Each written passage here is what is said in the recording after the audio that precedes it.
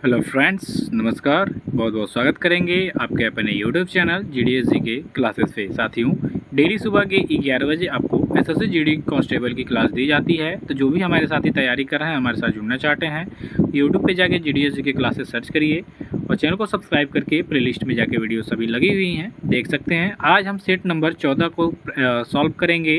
ये आपका mock test रहेगा। और जो भी हमारे साथी जिनको वीडियो पसंद आए लाइक कर दीजिएगा, कमेंट करके बताइएगा और चैनल को सब्सक्राइब करिएगा। फर्स्ट क्वेश्चन देखेंगे, कन्नौज की लड़ाई किस वर्ष में लड़ी गई थी साथियों। तो कन्नौज की लड़ाई की अगर जो हम यहाँ पे चर्चा करेंगे तो ये लड़ाई लड़ी गई थी 1540 में। किसके किसके बीच में लड़ी गई थी। तो सबसे पहले आपका शेरशाह सूरी का आपने नाम सुना होगा, ठीक है। शेरशाह सूरी और हुमायूं के बीच में ये लड़ी गई थी, जिसमें शेरशाह सूरी विजयी हुआ और इसी युद्ध के बाद हुमायूं भारत छोड़ के अफगानिस्तान में शरण ले लिया था। 1540 इसका राइट आंसर हो जाएगा कि कन्नौज की जो लड़ाई है 1540 में हुई थी। ऑप्शन नंबर सी आपका करेक्ट आंसर होगा। अगला क्वेश्चन है कि मोती मस्जिद इन विश्व धरोहर स्थलों में से किसमें स्थित है। तो मोती मस्जिद की बात कर लेंगे तो मोती मस्जिद है आपके लाल किला परिसर में। लाल किला की बात करेंगे तो इसको बनवाया था शाहजहां ने। दिल्ली का लाल किला की बात हो रही है। आगरे की लाल किला की बात करेंगे तो उसमें आपका अकबर ने बनवाया था, ठीक है। तो ये लाल बलुआ पत्थर से बनाई हुई इमारत है लाल किला, जो कि आपके देखने को मिलता है आपको 15 अगस्त 26 जनवरी में देखते होंगे सभी लोग। तो मोती मस्जिद इसी लाल किले के परिसर में स्थित है, जो कि विश्व धरोहर स्थलों में से एक है, ठीक है। तो बी ऑप्शन यहाँ पे आपका करेक्ट आंसर करेंगे। अगला क्वेश्चन है साथियों कि प्रथम हूण आक्रमण कब हुआ था। तो प्रथम हूण आक्रमण की बात कर लेंगे तो ये आपके 458 ईस्वी में हुआ था। यहाँ पे ऑप्शन नंबर ए आपका करेक्ट आंसर हो जाएगा कि प्रथम हूण आक्रमण कब हुआ था साथियों। तो 458 ईस्वी में।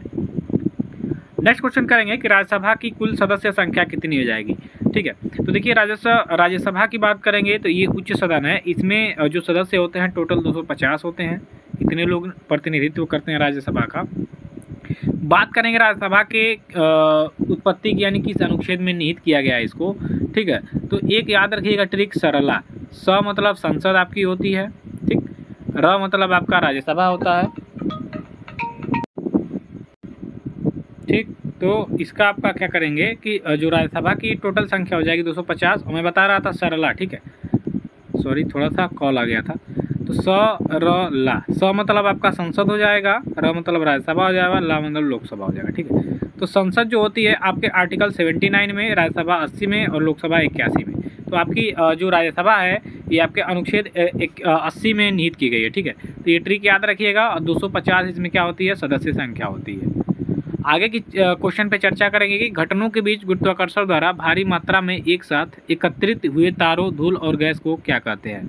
तो भैया घटकों के बीच गुरुत्वाकर्षण द्वारा भारी मात्रा में एक साथ एकत्रित हुए तारों, धूल और गैस को क्या कहते हैं। तो हम कहते हैं आकाश गंगा। सी ऑप्शन यहाँ पे आपका राइट आंसर हो जाएगा। अगला क्वेश्चन कह रहा है आपसे कि फिनलैंड की राजधानी कहाँ हो जाएगी। तो फिनलैंड की बात करेंगे तो हेलसिंकी हो जाएगी। बी ऑप्शन यहाँ पे आपका करेक्ट हो जाएगा। फिनलैंड की राजधानी कहाँ है साथियों, तो हेलसिंकी है। अगला है पृथ्वी अपनी धुरी के चारों तरफ किस दिशा में घूमती है। तो पृथ्वी की बात कर लेंगे तो अपने धुरी यानी अपने अक्ष पे अगर जो बात करेंगे तो पश्चिम से पूर्व की ओर घूमती है, रोटेट होती है। लेकिन हम क्या होता है सवेरे सवेरे देखते हैं तो पूर्व से पश्चिम, ठीक। पूरब से कहाँ जाती है, पश्चिम। लेकिन इसका हम अपोजिट कर लेंगे जब ऐसा क्वेश्चन आएगा कि पृथ्वी अपनी धुरी के चारों तरफ किस दिशा में घूमती है, तो उसका हम लोग उल्टा कर लेंगे। तो जब उल्टा करेंगे तो भैया कहाँ हो जाएगा, आपका पश्चिम से पूरब हो जाएगा। कहाँ से घूमती है, तो अपने अक्ष पे यानी अपनी धुरी पे ये पश्चिम से पूर्व की तरफ घूमती है। कई लोग इस पर कन्फ्यूजन रहते हैं कि भैया हम तो पूरब देखते हैं, जाके पश्चिम में सूर्यास्त होता है, सूर्योदय पूर्व में होता है, लेकिन ऐसा नहीं है। पश्चिम से पूरब घूमती है। निम्नलिखित तत्वों में से किसका गलनांक सबसे कम हो जाएगा। तो सबसे कम गलनांक की अगर जो हम यहाँ पे बात करेंगे तो ये हो जाएगा आपका ब्रोमीन। बी ऑप्शन यहाँ पे आपका करेक्ट आंसर हो जाएगा, ठीक है। चलिए अगला क्वेश्चन करेंगे कि क्लोरोफिल में क्या होता है। तो साथियों क्लोरोफिल की बात करेंगे तो क्लोरोफिल में होता है आपका मैग्नीशियम। सी ऑप्शन यहाँ पे आपका करेक्ट आंसर हो जाएगा। क्लोरोफिल में मैग्नीशियम होता है, ठीक। क्लोरोफिल सभी लोग जानते हैं ना, जिनके वजह से आपके पत्तियों का रंग क्या होता है, हरा होता है। नेक्स्ट है कि संवेग के परिवर्तन की दर क्या कहलाती है। तो संवेग के परिवर्तन की दर को हम लोग बल कहते हैं। ठीक, ये आपके एसएससी जीडी के एग्जाम में आया हुआ क्वेश्चन है। तो संवेग के परिवर्तन की दर को बल कहते हैं। डी ऑप्शन यहाँ पे आपका बिल्कुल सही आंसर हो जाएगा। ठीक है, चलिए आगे बढ़ेंगे मित्रों कि कागज़ का आविष्कार किस देश में हुआ था। तो देखिए सबसे पहले कागज़ जो है ये आपके चीन में इसका आविष्कार किया गया था। ठीक, भारत में तो उस समय भोजपत्र पे लिखा जाता था, ताम्रपत्र पे लिखा जाता था ऐसा, लेकिन चीन में सबसे पहले कागज़ की खोज हुई थी।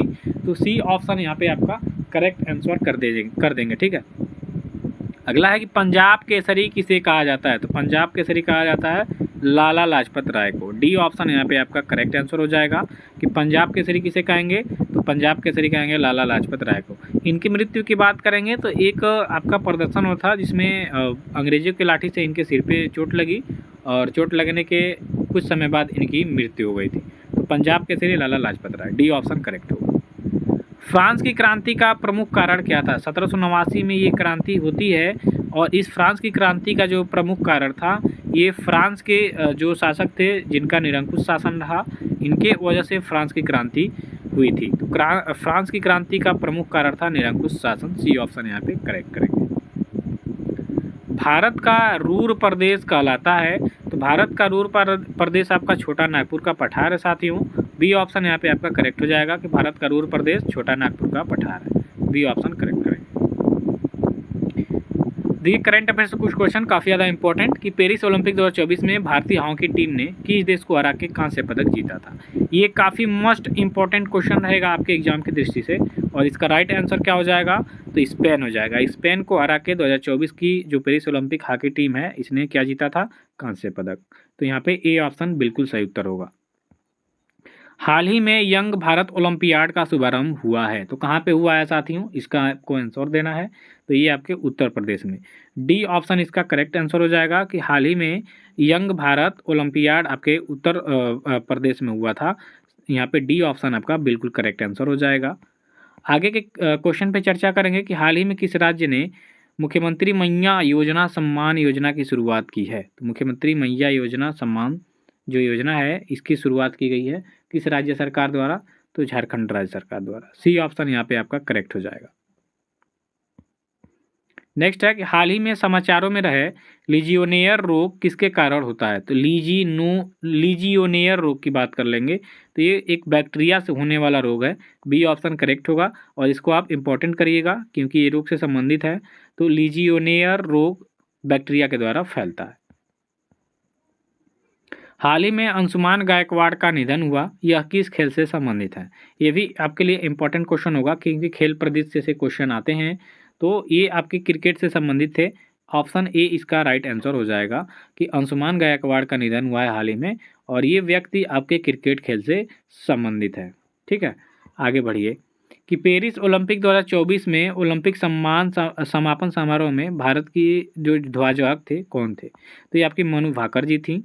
ठीक है, डी ऑप्शन करेक्ट हो जाएगा कि पेरिस ओलंपिक 2024 में बात करेंगे कि जो समापन समारोह होता है जिसमें ध्वजा लेके अपना चलते हैं तो इसमें मनु भाकर ने उसका प्रतिनिधित्व किया। डी ऑप्शन करेक्ट होगा।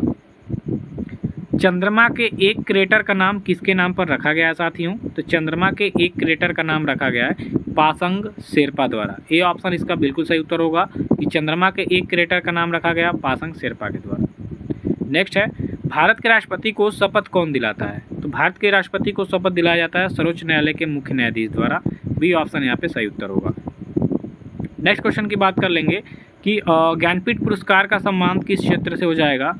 ज्ञानपीठ पुरस्कार का जो संबंध है साथियों ये आपका हो जाएगा किससे। तो ये आपका हो जाएगा साहित्य से। सी ऑप्शन करेक्ट होगा। अगला है अर्जुन पुरस्कार किस क्षेत्र में दिया जाता है। तो अर्जुन पुरस्कार की अगर जो हम बात करते हैं तो ये दिया जाता है आपके खेल के क्षेत्र में। डी ऑप्शन यहाँ पे आपका राइट आंसर हो जाएगा। देखिए खेल ध्यानचंद रत्न पुरस्कार ये भी खेल के क्षेत्र वो भी दिया जाता है। रविन्द्रनाथ टैगोर को साहित्य के क्षेत्र में किस वर्ष नोबेल पुरस्कार दिया गया था। तो रविन्द्रनाथ टैगोर इनकी एक कृति थी गीतांजलि, याद रखिएगा।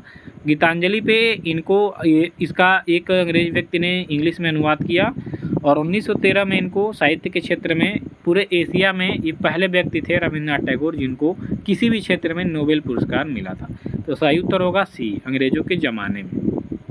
नट पूजा लोक नृत्य का संबंध किस क्षेत्र से, किस राज्य से हो जाएगा? तो नट पूजा की बात करेंगे तो ये आपके असम राज्य से संबंधित है साथियों। कली गोपाल, खेल गोपाल, ये भी आपके असम से हैं। असम बिहू, भोगाली बिहू, ये भी आपके असम के ही लोक नृत्य हैं सभी। तो डी ऑप्शन करेक्ट होगा। नेक्स्ट है विदेशिया लोक नृत्य का संबंध किस राज्य से हो जाएगा? तो सीधा विदेशिया बिहार, विदेशिया बिहार, ठीक है, बी ऑप्शन करेक्ट करेंगे। कालबेलिया नृत्य का संबंध किस राज्य से हो जाएगा? तो ये हो जाएगा आपके राजस्थान से, ये ऑप्शन करेक्ट करिएगा। नेक्स्ट क्वेश्चन है कि भारतीय संविधान का कौन सा अनुच्छेद छुआछूत उन्मूलन से संबंधित है? तो आर्टिकल 17 यानी अनुच्छेद 17 आपके छुआछूत उन्मूलन से संबंधित है, ये डी ऑप्शन करेक्ट होगा।